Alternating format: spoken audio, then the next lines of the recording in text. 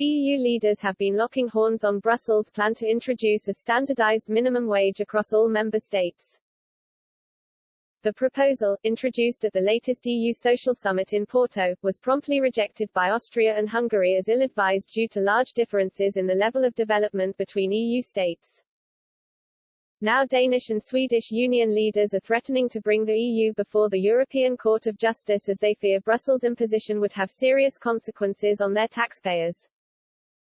Speaking to French daily Le Monde, Torbjørn Johansen, responsible for collective agreements at the Swedish trade union centre LO, said the issue also risks sparking a debate on his country's membership of the bloc. He said, Swedish unions must start to question whether joining the European Union was a good decision. Therese Gauvalan, vice president of LO, said Swedish workers were reluctant to approve the draft European directive on minimum wages. She said, "We are, of course, in favor of a social Europe and we are convinced that the agenda has good intentions in this regard. But the only way for us to accept this directive is for us to be completely excluded." She added, "This will inevitably weaken our model of parity negotiation. We risk seeing an increasing intervention of the state which, according to the directive, must monitor its application and report to Brussels."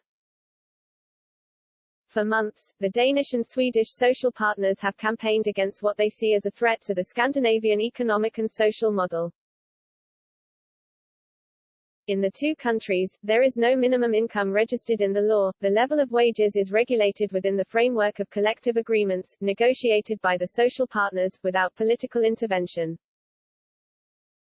In Sweden and Denmark, respectively 90% and 80% of jobs are covered by these agreements. EU heads of state and government met in Portugal at the beginning of May to discuss the bloc's social affairs strategy for the next decade. Speaking after talks with Austrian Labour Minister Martin Kocher, Hungarian Minister Laszlo Palkovics said the two countries will accept the basic principles and will take the methods into consideration, but will not accept this area being taken away from member states. A few days ahead of the summit, Mr. Kocher of the Austrian People's Party said the EU lacks competence in the area of labour policy and therefore his government could not accept giving away its sovereign powers to decide on such an issue. Mr. Palkovics also noted Hungary was opposed to a unified European tax system. According to the Hungarian stance, control over raising certain types of tax should stay with member states to accommodate diverse levels of development and economic structures, he said.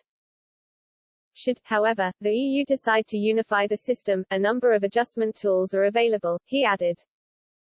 At the summit, leaders ended up adopting a joint declaration to strengthen social Europe, but the text is not binding.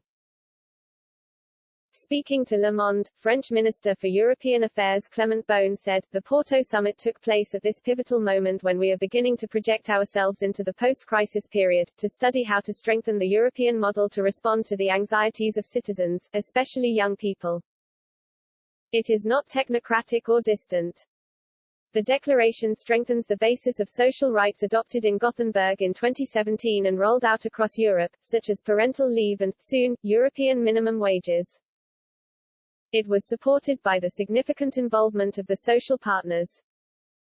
The object is to demonstrate that Europe is not a competitive jungle that pulls down to the detriment of citizens, on the contrary, it can and must protect.